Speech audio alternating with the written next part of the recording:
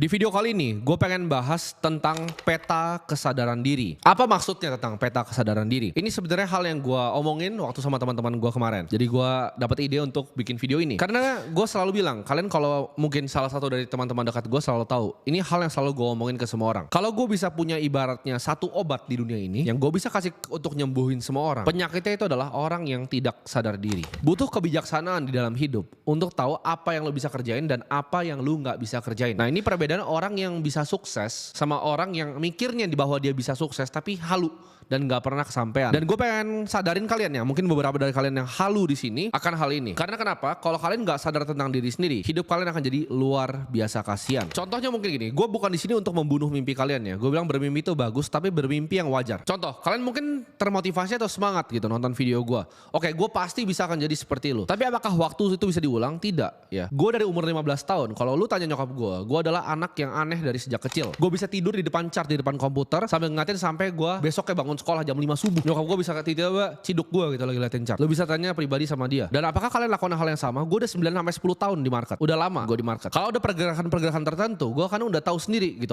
Gue harus ngapain, apa yang harus gue lakukan. Dari sini barangnya gue switching kemana, itu udah naluri, itu udah kayak second nature. Itu kayak kalian makan nih, yang ngambil sendok terus makan nasi gitu. Udah otomatis gitu. Terus kalian bilang, oke, gue kan bisa kalahin lu bang. Mungkin 2 tahun lagi. Nggak bisa. Gue di sini udah 10 tahun dan udah sangat lama. Nah di sini gue pengen kasih tahu gimana caranya kalian bisa buka yang namanya peta kesadaran diri. Nah, peta kesadaran diri ini kalian harus tahu dengan dua ya. Satu itu perbedaan antara suka dan jago. Dan gue akan breakdown dengan cara paling simpel gue bisa jelasin ke kalian. Antara perbedaan suka dan jago. Biar gampang kita pakai contoh orang yang menyanyi. Anggaplah ada orang yang suka menyanyi. Dia ikut sebuah choir, dia itu di rumah suka banget nyanyi. Nyanyi adalah passion dia. Di dapur dia nyanyi, lagi masak dia nyanyi, lagi mandi dia nyanyi. Dia datang ke choir ya kan, dia duduk situ.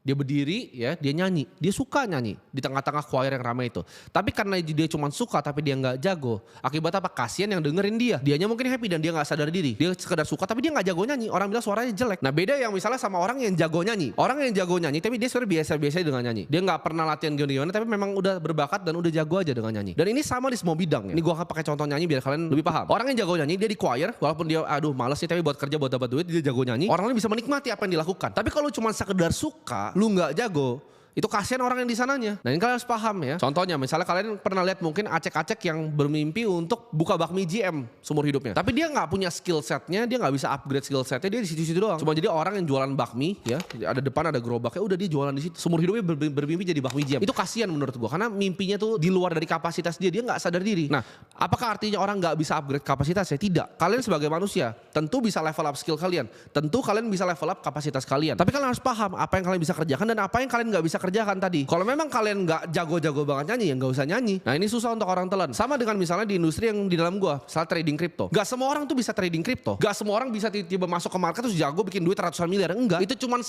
dari 1 juta yang bisa seperti itu.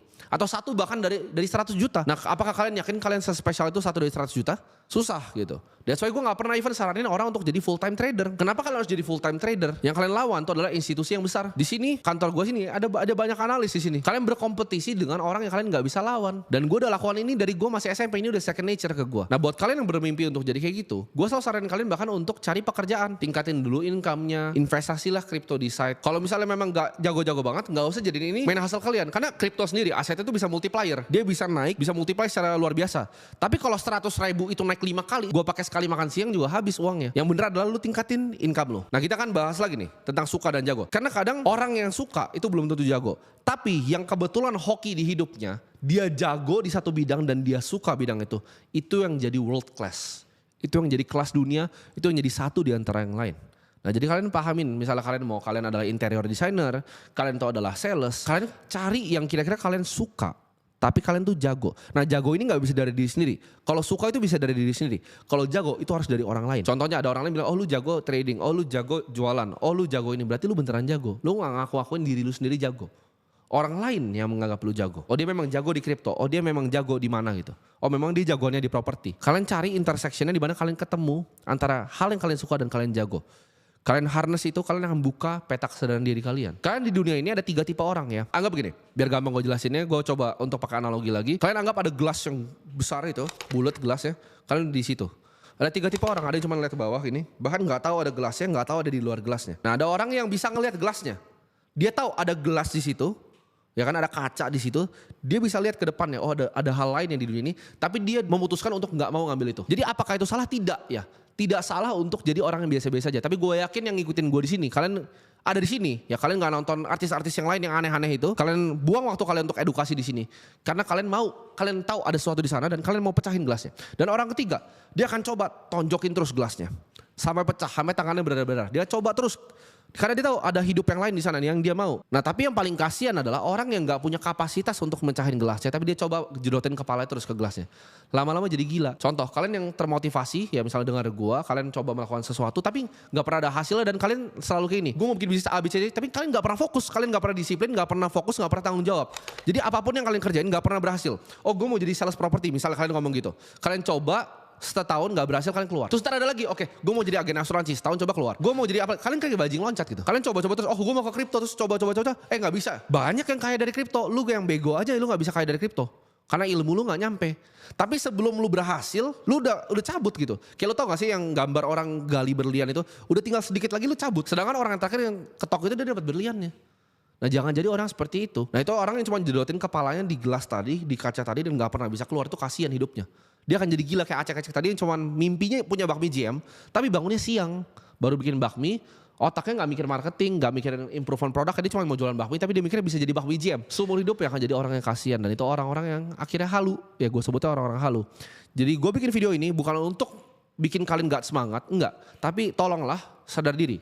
Ya, cari yang kalian suka dan kalian jago, kombinasikan dua dunia itu untuk menjadi kelas dunia di satu hal. Karena dalam itu lebih baik dibanding lebar. Dalam kalau lu dalam, ya lu tancepnya dalam, itu susah digoyang. Kalau lu lebar doang itu gampang gue cabut begini, tarik ke atas ya. Kompetitor bisa tarik lu ke atas, makroekonomi kondisi bisa tarik lu ke atas. Tapi kalau lu dalam di satu bidang, jadi yang terbaik di bidang itu akan susah untuk dunia goyang lu. Jadi be the best at one thing, be world class at one thing. Cari yang lu suka dan cari yang lu jago. Dan buka peta kesadaran diri kalian.